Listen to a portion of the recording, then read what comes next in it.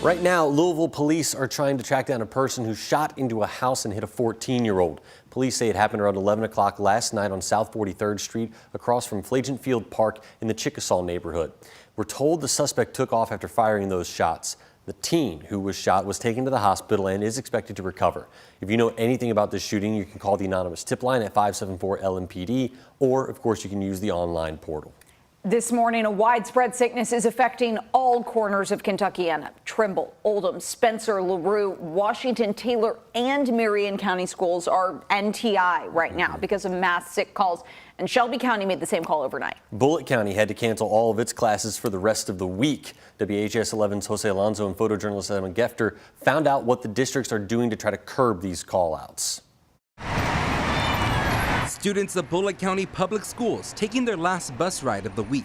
This comes as the district suddenly announced every campus will be closed for the next 3 days due to illness-related absences. 3 days is crazy. Whenever we got the news that we weren't coming back to school, a lot of kids were happy. They jumped up in the air and everything, yeah. 10th grader Addison Stoll attends Bullitt East High in Mount Washington and describes what she's noticed within her school. A lot of kids were absent today. There was at least half the kids missing in a lot of my classes.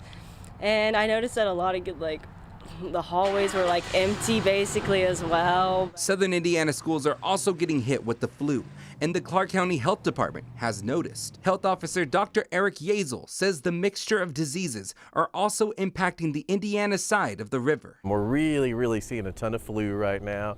We have seen a lot of COVID cases as well. And then we had the norovirus, which is the stomach bug that was going around. It's starting to seem like it's declining a little bit, but still having some effect. And then also I've seen a lot of strep throat the last few days. Back in Bullitt County, NTI was not a viable option as the district reported some staff are too unwell to even participate in virtual learning. As the schools remain closed, they won't be completely empty as the district is asking custodial staff to sanitize and clean each building. It's an attempt to curb the spread of infectious diseases within the classrooms. Jose Alonso, WHAS11 on your side.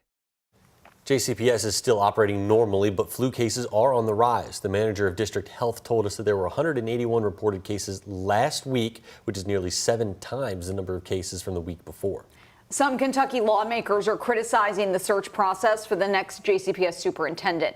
They've written to board members saying they're unhappy, citing a lack of representation on the selection committee.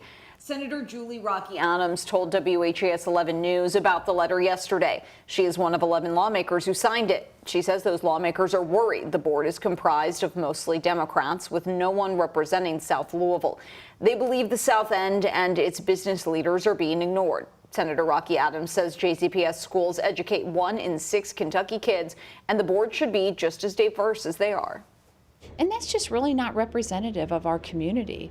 I mean, Jefferson County is a very diverse community. We have Republicans, we have Democrats, we have East End, South End, West End, we have the Central Business District. We should have representatives, equal representatives from all of those areas that get to weigh in on who is going to be the leader of our public school system. Senator Rocky Adams is a Republican herself. There are 35 Louisvillians serving on the advisory board right now. You have just 9 days left to voice your opinion on what you want to see in a new JCPS superintendent through the district's online survey. It's a 24-question survey, and the district is urging students, parents, teachers, and community members to complete it. JCPS says it received 3,500 responses, but they want additional input to help aid in the search process.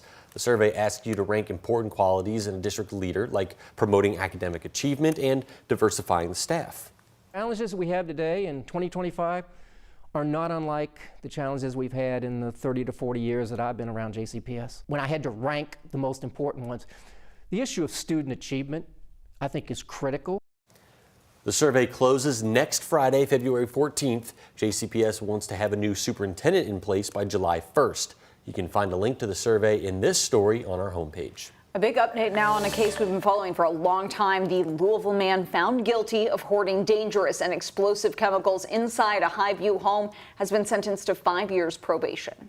And I think you have proven yourself over the time you have been in front of this court that you are able to follow the rules and regulations imposed upon you, as well as coming to court, as well as getting help and treatment for yourself. So that's why I'm comfortable probating you for the period of 5 years. Mark Hibble was sentenced yesterday after pleading guilty last September to criminal trespassing and wanton endangerment. Hibble is also required to not have any contact with his former address in Highview, and he can't be around or own any chemical materials. Demolition for the Urban Government Center enters its third day today. The once bustling hub in Paristown has been vacant for nearly a decade. It sparked years of debate within the community about its future. Some who live nearby say they're sad to see the building go, but welcome the change. The building has literally been sitting for years. The addicts have stole all the copper out of here. It's been on fire before at one time. See the demolition come down. It's bittersweet, but I know it's for the better good. Developers are now preparing to turn the 11-acre property into a multi-million-dollar development, including apartments, a hotel, and possibly office or senior living space. The $200 million project will take at least a decade to complete.